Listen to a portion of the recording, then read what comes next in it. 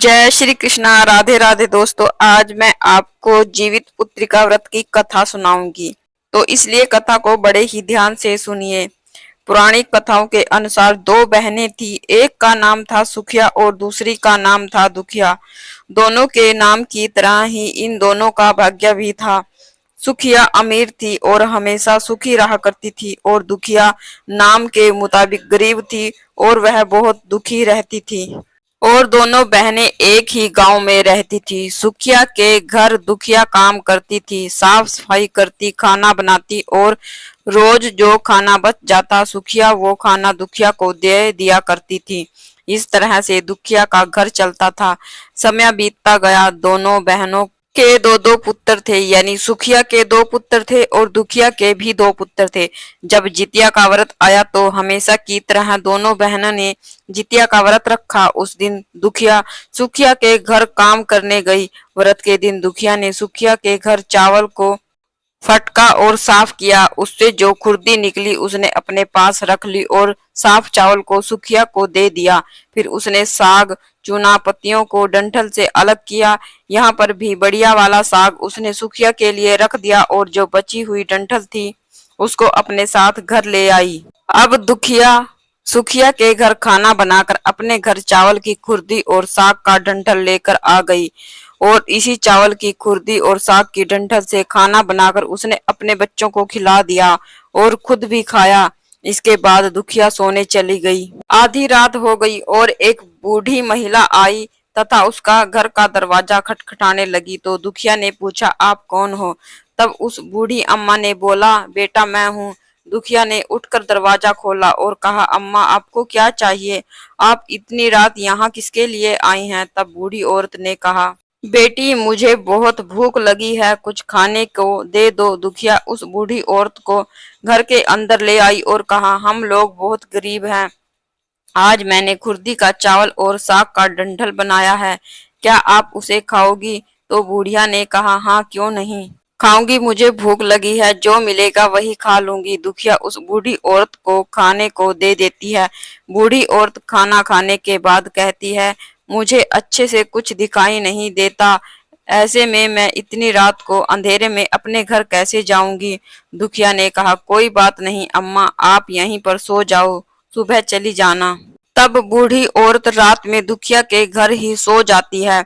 बूढ़ी औरत थोड़ी देर बाद उठकर बोलती है, बेटी मुझे दीर्घ शंका लगी है, कहाँ जाऊं? इस पर दुखिया कहती है, मेरे घर में तो शौचालय नहीं है, इसलिए आप उधर कोने में ही कर दीजिए। तो वह बूढ़ी औरत पूछती है, बेटी भड़ भड़ करूं या झरझर? दुखिया नींद में थी, नींद में ही उसने कहा, भड़ भड़ कर दो, मैं सुबह साफ कर दूंगी। इसके थोड़ी देर बाद बूढ़ी औरत कहती है, बेटी मैं अपने हाथ कहाँ साफ करूं? इस पर दुखिया कहती है, आप मेरे सर पर अपने हाथ को साफ कर लीजिए। सुबह होने पर दुखिया जब उठती है तो उसे यह एक सपने जैसा लगता है। वह नदी में नहाने चली जाती है और वहां जब अपने बालों को नदी में नहाते हुए धोती है तो उसके बालों में से जो पानी बहता है वह सोने का पानी होता है। आसपास की सारी महिलाएं यह देखकर आश्चर्यचकित हो जाती हैं और दुखिया से कहती है कि क्या बात है, तुम्हारे बालों से तो सोने का पानी गिर रहा है। उन सभी की बातें सुनकर रात की बात उसे याद आती है और वह दौड़कर अपने घर की ओर भागती है, यह सोचकर कि उसका घर तो बूढ़ी औरत के दीर्घ शंका से गंदा हुआ था। लेकिन जब वह अपने घर आती है तो देखती है कि घर के हर कोने में ढेर सारा सोना बिखरा पड़ा है। यह सब देखकर दुखिया बहुत खुश हो जाती है और सोचती है कि यह सब भगवान जीमूत वाहन की कृपा से हुआ है, जो मेरे घर बूढ़ी अम्मा का रूप लेकर आए और इतना सारा आशीर्वाद देकर गए। अब दुखिया भी अमीर हो गई। सुखिया के घर जाकर काम करना उसने बंद कर दिया। दुखिया अपना व्रत पूरा करने के बाद अपने पुत्र से कहती है कि जाओ अपनी मौसी के घर से तराजू लेकर आओ, मुझे यह सोना नापना है कि कितना है।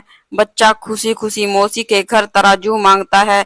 इस पर सुखिया पूछती है कि तराजू में क्या नापना है? बच्चा भोला होने के कारण बता देता है, मेरे घर में बहुत सारा सोना है, माँ को उसी को ही नापना है। सुखिया बच्चे को बोलती है कि सुखिया बच्चे को बोलती है, तुम्हारे पास खाने को तो कुछ है नहीं और इसमें सोना नापोगे? मुझे क्या झूठ बोलते हो? तब बच्चा कहता है, मैं झूठ नहीं बोल रहा हूँ।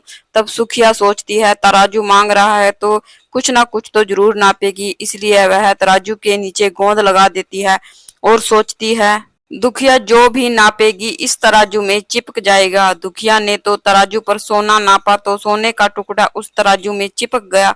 जब बच्चा तराजू लौटाने गया तो सुखिया ने तराजू को उल्टा पलटा कर देखा कि तराजू के पीछे गोंद में क्या लगा हुआ है। उसने देखा कि यह तो सच में सोना है। यह देखकर सुखिया सोचने लगी कि दुखिया के घर में सोना कहाँ से आया, इसलिए तो वह कई दिनों से काम करने नहीं आ रही है।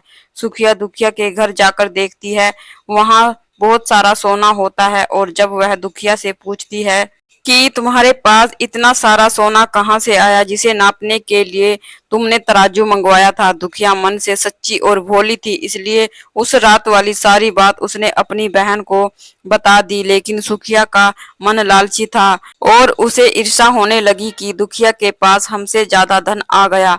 अब तो अगली जितिया में मैं भी कुर्ती का चावल और साग का डंठल ही बनाऊंगी।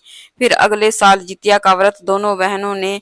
सुखिया के पास सब तरह का सुख था और धन भी था, इसके बावजूद वह जितिया के दिन चावल फटक कर साफ करके चावल फेंक कर खुर्दी अपने पास रख लेती है और साग तोड़कर फेंक कर डंठल भी अपने पास रख लेती है और वही बनाकर रख देती है। पूजा पाठ करने के पश्चात खा पी कर सुखिया सोने जाती है। आधी रात को उसके घर में एक बूढ़ी औरत आती है। सुखिया उसी का इंतजार कर रही थी। उसने तुरंत दरवाजा खोल दिया और उस बूढ़ी औरत को अपने घर के अंदर ले लिया। बूढ़ी औरत ने कहा, मुझे बहुत भूख लगी है, खाने को कुछ दे दो। इस पर सुखिया कहती है, मैंने तो खुर्दी का चावल और डंठल का साग बनाया है, क्या आप उसे खा लेंगी? तो बूढ़ी औरत कहती है, कोई बात नहीं, वही दे दो, मैं खा लूंगी। सुखिया ने वही खाना परोस कर बूढ़ी औरत को दे दिया और सोने चली गई। थोड़ी देर बाद बूढ़ी औरत ने उससे कहा, मुझे रात में दिखाई नहीं देता, मैं घर कैसे जाऊं? तो उसने कहा, आप यहीं पर सो जाओ। बूढ़ी औरत थोड़ी देर बाद कहती है, मुझे पैखाना लगा है, कहाँ करूं? तो सुखिया ने कहा, वहीं कोने में कर लो। इसके बाद बूढ़ी औरत फिर बोलती है कि भड़ भड़ करूं या झरझर करूं। यहाँ सुखिया को याद नहीं आता कि दुखिया ने क्या बताया था, तो वह बोल देती है, माँ झरझर कर दो। उसके बाद बुढ़िया ने कहा, मैं अपना हाथ कहाँ साफ करूं? इस पर सुखिया कहती है, मेरे सर पर हाथ साफ कर लीजिए। जब सुबह उठती है तो पूरे घर में गंदगी फैली होती है, इसके अलावा उसके बालों में भी गंदगी लगी होती है। यह देखकर सुखिया बहुत दुखी हो जाती है और उसे अपनी बहन पर बहुत गुस्सा आता है। सुखिया गुस्सा होकर अपनी बहन दुखिया को बुलवाती है और कहती है, तुमने मुझे झूठ कहा था, मेरा पूरा घर गंदा करवा दिया। तुमने क्या कहा था, भड़ भड़ या झरझर? तो सुखिया ने बताया कि मैंने तो झरझर बोला था। यह सुनकर दुखिया बोली, तुमने यहीं पर गलती कर दी, तुम्हारे पास तो सब कुछ था, किसी भी चीज की कोई कमी नहीं थी, फिर भी तुमने लालच किया। तुम्हारे घर स्वयं जीमूत वाहन भगवान भेष बदल कर आए थे, किंतु फिर भी तुमने उन्हें अच्छा खाना नहीं परोसा। मेरे पास तो कुछ नहीं था, इसलिए मैंने उन्हें खुर्दी का चावल और साग का डंठल दिया था, लेकिन अपने घर आए भगवान का तुमने अपमान किया। तुम्हारे पास सब कुछ होने पर भी तुमने लालच किया, इसलिए तुम्हारे साथ बुरा हुआ। तो यह थी सुखिया और दुखिया की जीवित पुत्रिका की कथा। एक बार प्रेम से बोलिए, जीमूत वाहन भगवान की जय।